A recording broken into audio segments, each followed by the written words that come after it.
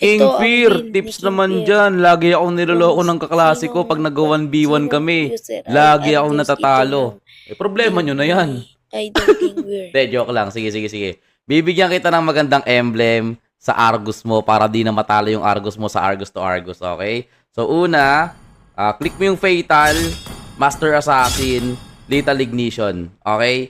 So, yan. Magandang emblem to para sa 1v1 nyo. Pero bibigyan pa kita ng tips, okay? Sa build naman tayo. Tara, tingnan natin. Ito, kaibigan.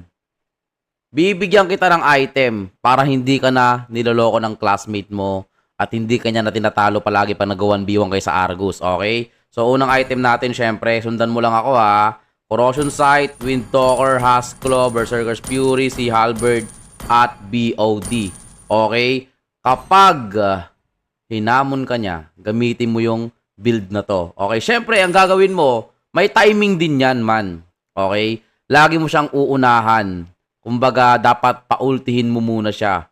Okay? At saka, wag ka muna mag-e-inspire kapag meron ka pang ulti. Hintayin mong mawala yung ultimate mo, tsaka ka mag-e-inspire para solid.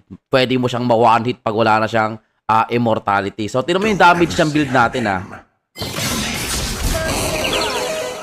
Napakasakit. Okay?